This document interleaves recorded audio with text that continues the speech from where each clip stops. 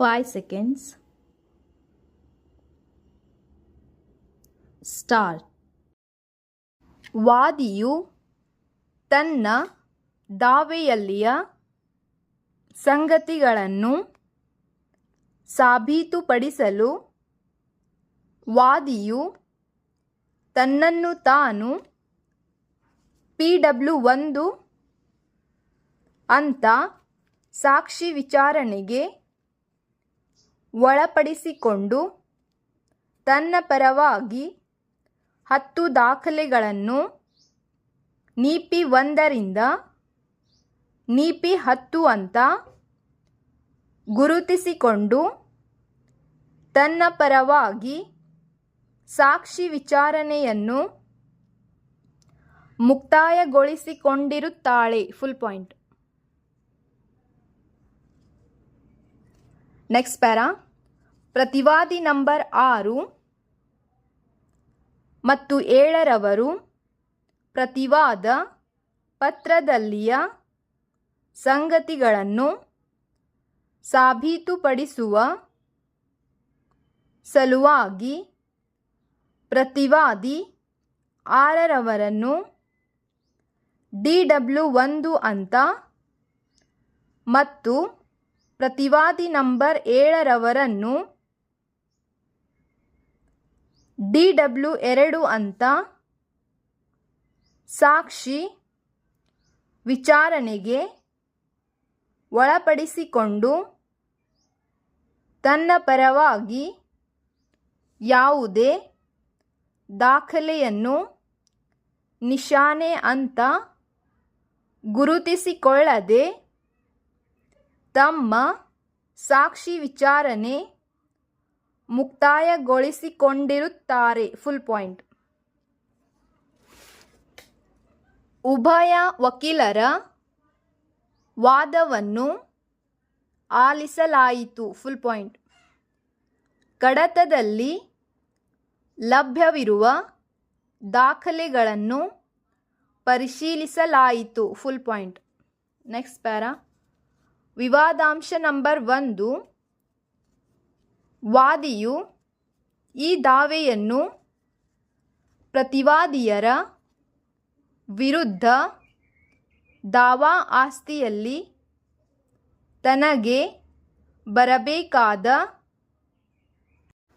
1/3 His ಹಕ್ಕನ್ನು ಪಾಲು ವಿಭಾಗ ಮಾಡಿ ಪ್ರತ್ಯೇಕ ಮಾಡಿಕೊಡಬೇಕೆಂದು ಮಾಗನಿ ಕೋರಿ ಈ ದಾವೆ ಸಲ್ಲಿಸಿರುತ್ತಾಳೆ. Full point.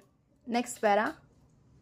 ವಾದಿಯ ಪ್ರತಿಪಾದನೆ ಅಂದರೆ ದಾವಾ ಆಸ್ತಿಯು ಪಿತ್ರಾರ್ಜಿತ ಕುಟುಂಬದ ಆಸ್ತಿಗಳು ಇದ್ದು, ಸದರಿ ಆಸ್ತಿಯಲ್ಲಿ ಪ್ರತಿವಾದಿ ನಂಬರ್ 6 ಮತ್ತು 7ರವರು ತಮ್ಮ ಹಿಸ್ಸೆ ಹಕ್ಕು ಬಿಟ್ಟು ಕೊಟ್ಟಿರುವುದರಿಂದ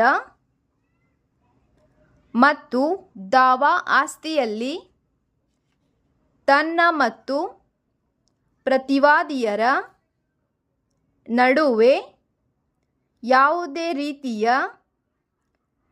ಹಿಸ್ಸೆ ಆಗಿರುವುದಿಲ್ಲ ಅನ್ನುವುದು ಆಗಿರುತ್ತದೆ. Full point. Next para. ಈ ದಾವೆಯಲ್ಲಿ ಪ್ರತಿವಾದಿ ನಂಬರ್ 3ರಿಂದ 5ರವರು ತಮ್ಮ ವಕೀಲರ ಮುಖಾಂತರ ಹಾಜರಾಗಿದ್ದರೂ ಪ್ರತಿವಾದ ಪತ್ರ ಸಲ್ಲಿಸಿರುವುದಿಲ್ಲ. Full point. ಪ್ರತಿವಾದಿ ನಂಬರ್ 6 ಮತ್ತು 7ರವರು ವಾದಿ ದಾವೆಯ ಎಲ್ಲ ಸಂಗತಿಗಳನ್ನು ಒಪ್ಪಿಕೊಂಡು ತಮ್ಮ ಮದುವೆ ಕಾಲಕ್ಕೆ ಸದರಿಯವರು ಖರ್ಚು ವೆಚ್ಚ ನೋಡಿಕೊಂಡಿರುತ್ತಾರೆ, ಆದ್ದರಿಂದ ದಾವಾ ಆಸ್ತಿಯಲ್ಲಿ 3 ಜನ ಗಂಡು ಮಕ್ಕಳಿಗೆ ಹಿಸ್ಸೆ ಇರುತ್ತದೆ ಅಂತ ತಿಳಿಸಿರುತ್ತಾರೆ. Full point. Next para.